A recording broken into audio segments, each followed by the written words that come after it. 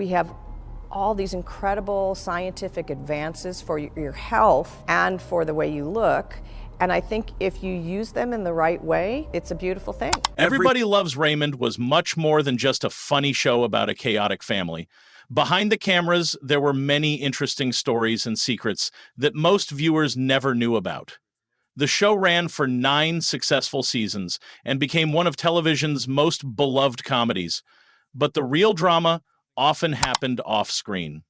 Ray Romano, who played the main character, didn't actually like the show's title at first. The name came from something his real-life brother said as a joke. His brother was a police officer in New York City, and one day he complained that while he went to work and people shot at him, Ray went to work and everybody loved him. The network CBS originally used this as a temporary title, but it ended up sticking. Even though Romano thought it was catchy, he worried it might bring criticism. However, as the show became successful and won awards, the title started to feel right.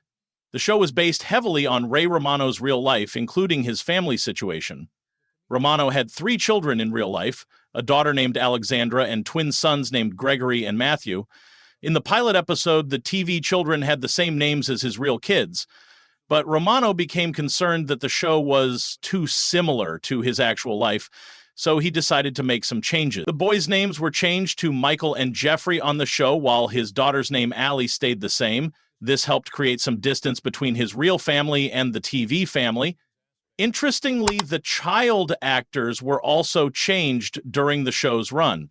The original twin boys were played by real twins named Justin and Drew Ferreira, but as they got older, they were replaced. The actress who played Allie, Madeline Sweeten, had 2 younger twin brothers named Sawyer and Sullivan Sweeten, and they took over the roles of the twin boys. This created an unusual situation where none of the child actors looked much like Ray Romano's character, which led some fans to create theories about the family relationships on the show. One of the show's biggest stars, Brad Garrett, who played Ray's jealous brother Robert, had his own personal struggles during filming. Years after the show ended, Garrett revealed that he had been dealing with alcoholism while working on the series. He called himself a high-functioning alcoholic and admitted that during the first season, he often performed while under the influence of alcohol. He said he hid it well at first, but eventually realized he needed to stop drinking. He managed to quit before the first season ended, showing great strength in overcoming his addiction. Money became an issue as the show grew more popular. By 2003, Ray Romano was earning $1,800,000, 0 cents per episode, making him the highest paid actor on television at that time. However, Brad Garrett was only making $160,000, 0 cents per episode, which created tension. Garrett was so frustrated with the pay difference that he temporarily left the show in protest. Other cast members joined him, and after a few weeks, they successfully negotiated better salaries and returned to work. Patricia Heaton, who played Ray's wife Deborah, had some interesting challenges during filming. She became pregnant twice while the show was being made, but since her character wasn't supposed to be pregnant, the producers had to hide it from viewers. They used clever tricks like placing large objects in front of her, dressing her in loose clothes, and using careful camera angles. Most viewers never realized she was pregnant during those episodes. Heaton also had some political differences with her co-star Peter Boyle, who played Ray's father Frank. Heaton held conservative views, while Boyle was more liberal, but they maintained a friendly relationship despite their disagreements. They would joke about their different opinions and kept things lighthearted on set. When Boyle died in 2006, Heaton attended his funeral, showing the respect they had for each other. The show included subtle references to the actors' real lives. Patricia Heaton's father, Chuck Heaton, was a respected journalist who worked for the Cleveland Plain Dealer for over 50 years. In one episode, when Deborah is talking to Ray about his coworkers, she mentions someone named Chuck Heaton, a small tribute to Patricia's father that only people who knew her background would understand. Peter Boyle, who played the grumpy father Frank, was actually quite different from his character in real life. However, he got the role partly because of his bad mood on the day he auditioned. Boyle had brought his entire family to the meeting at Universal Studios, and they had trouble with security, parking, and finding the right building. By the time he arrived for his audition, he was genuinely annoyed and irritated. He later believed that his grumpy mood that day helped him get the part, which turned out to be a great opportunity that earned him 7 Emmy nominations. Sadly, Boyle was diagnosed with cancer in 2002, but he chose to keep this news private from most of the cast and crew. He only told his family and a few trusted people from the production team, including Doris Roberts, who played his on-screen wife, Marie. When he asked Roberts if he should tell everyone about his illness, she advised him not to, saying he didn't need to be treated like he was dying and that the writers should keep creating material for his character. Boyle continued working without most people knowing about his condition. He died in 2006, shortly after the series ended, from complications related to bone marrow cancer and heart disease. Many of the show's storylines came from real-life experiences of the writers and cast.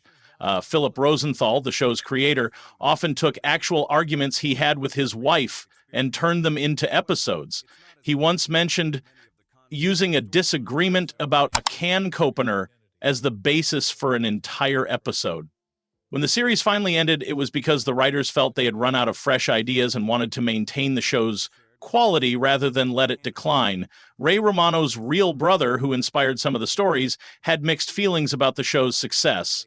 Rich Romano worked as a police officer, just like the character Robert on the show, and his co-workers would tease him about events that were portrayed in episodes. This showed how using real-life situations for comedy could sometimes create uncomfortable situations for the people who inspired the stories.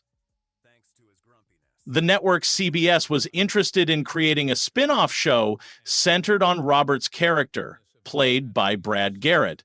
The proposed show would have followed Robert as he moved to Philadelphia to work as a gym teacher. However, despite initial interest from the network, they couldn't agree on the details needed to move forward, and the spin-off never happened.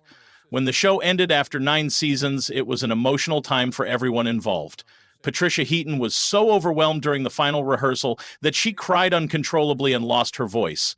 This actually delayed the filming of the final episode, which was supposed to be performed in front of a live audience, until her voice returned. This reaction showed how much the show meant to the cast and how close they had become over the years.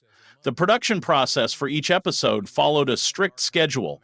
Mondays were for script readings and rehearsals, Tuesdays for continued rehearsals and script revisions, Wednesdays for CBS executives to review performances, Thursdays for camera setup, and Fridays for the actual filming. The writers would often begin by sharing personal stories, which frequently became the inspiration for episode plots. Unlike some other comedies of the time, the show discouraged improvisation and required actors to stick closely to the written scripts. The show was filmed in front of a live audience, and the exterior shots of the Barone family home were filmed at a real house in Merrick, New York. The house was valued at around $500,000, 0 cents as of 2018. The closeness of Ray and Deborah's house to his parents' house across the street was symbolic of the intrusive family dynamics that drove much of the show's humor. What made Everybody Loves Raymond different from other sitcoms was its focus on real-life situations and adult relationships rather than relying on contemporary cultural references or focusing primarily on children. The show deliberately kept the child characters in the background to maintain focus on the adult themes and relationships. This approach helped the show feel timeless and allowed it to appeal to older audiences. The show's success continued long after it ended.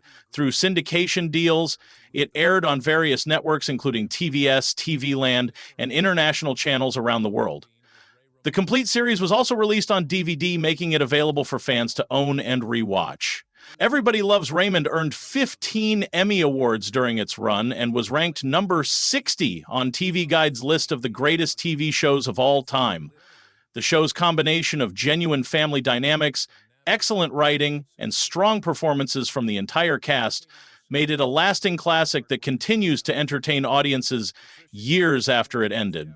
The behind-the-scenes stories reveal that while the show was about family chaos and comedy, the real people making it were dealing with their own challenges, successes, and personal growth throughout the 9-year journey.